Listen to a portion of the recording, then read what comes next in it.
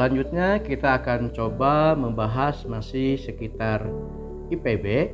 Namun coba kita analisa berdasarkan skor skolastik UTBK tahun 2022, mengapa siswa yang mendaftar ke IPB tidak lolos ya. Mengapa tidak lulus masuk IPB? Saya coba untuk melihat data-data yang masuk, kita coba analisa berdasarkan skor skolastik UTBK tahun 2022 siswa-siswa yang tidak lulus. Tentu ini juga mudah-mudahan menjadikan bahan pertimbangan dan gambaran bagi Anda. Dan mudah-mudahan tentunya Anda ke depan ketika daftar ke IPB tidak termasuk yang tidak lulus. Mudah-mudahan Anda termasuk siswa yang lulus. Baik, kita bahas yang pertama. Data yang masuk ini yang daftar ke IPB, pilihan pertamanya atas nama Gintara Faris Rashendia ya. Gintara ini pilihan pertamanya ke IPB ambil jurusan arsitektur landscape. Tapi dia keterima pilihan duanya di Universitas Islam Sunan Ampel Surabaya, jurusannya arsitektur ya. Jadi memang dia diterimanya di pilihan 2 Universitas Islam UIN Sunan Ampel Surabaya, jurusannya arsitektur. Ini jurusan yang termasuk jurusan yang juga cukup ketat, bahkan ketat dalam siswa yang memilih jurusan ini. Baik, kita lihat skor skolastik Gintara ini. Di rata-rata skor TPA ini di angka 567,74 yang terdiri daripada aspek kemampuan penalaran umum di angka 562,99, kemampuan memahami bacaan dan menulis di angka 549,42, pengetahuan dan pemahaman umum di angka 561,6, dan di angka pengetahuan kuantitatif di angka 596,94. Di rata-rata menjadi 567,74. Dengan kondisi skor rata-rata di 567,74 ini, ternyata Gintara tidak lolos ke arsitektur landscape IPB. Ya, ternyata di bawah 600 ini memang ke IPB jurusan arsitektur landscape ini nampaknya tidak diterima ya. Nampaknya tidak diterima.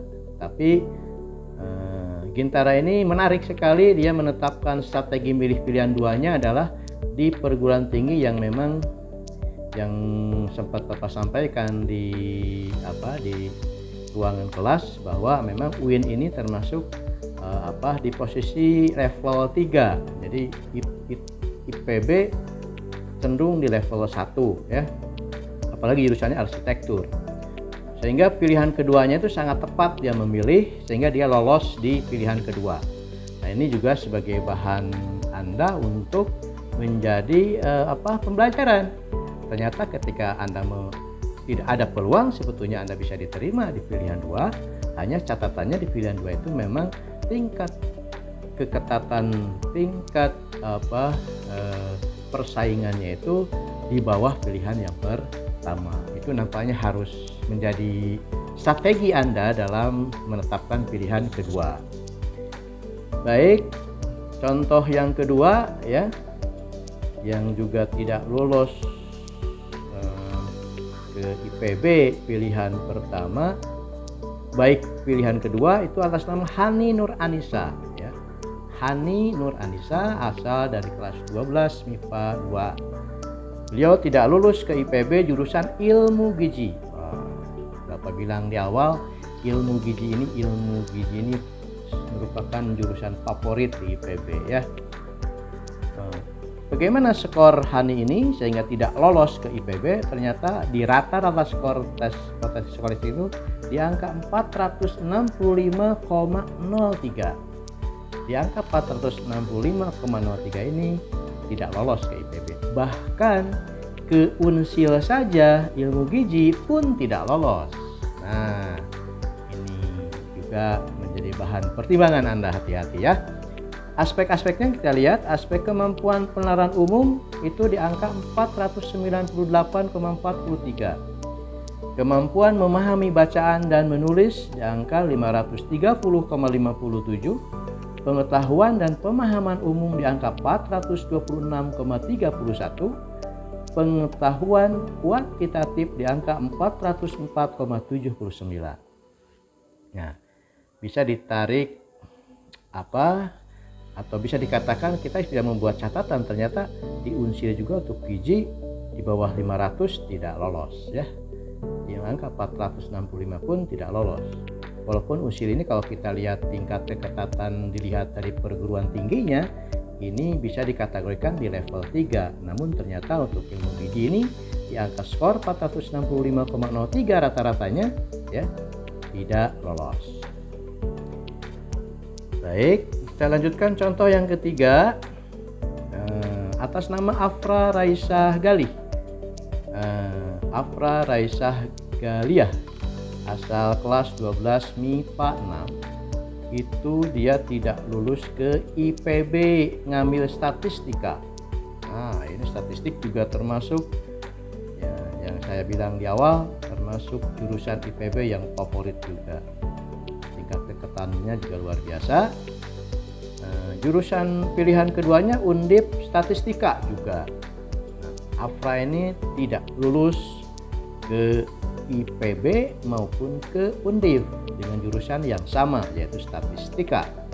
Skor yang diperoleh oleh Afra ini kita lihat di rata-rata skor TPS ini di angka 551,82 yang terdiri dari aspek kemampuan penalaran umum angka 493,65, kemampuan memahami bacaan dan menulis di angka 656,12, pengetahuan dan pemahaman umum di angka 570,53, dan pengetahuan kuantitatif di angka 486,99. Di rata-rata semuanya di angka 551,82.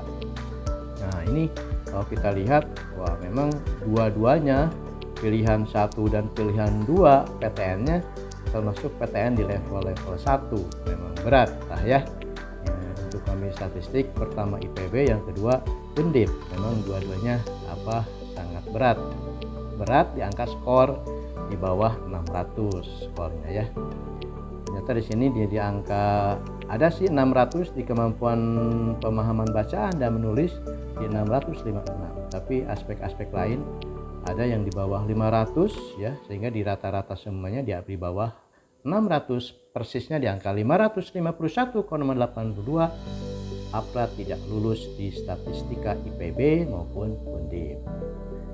Nah, itulah sekedar contoh data yang masuk siswa, data Skwalistik UTBK SBMPTN 2022 khususnya yang daftar ke IPB 2022. Mudah-mudahan kita bisa mengambil pelajaran dari informasi ini, sehingga kembali lagi kita tetap bahwa skor yang harus kita kejar untuk bisa diterima ke perguruan tinggi, apalagi perguruan tinggi yang termasuk perguruan tinggi di level 1, IPB, Undip dan seterusnya, harus di atas, memang bahkan di angka 600 juga tidak diterima.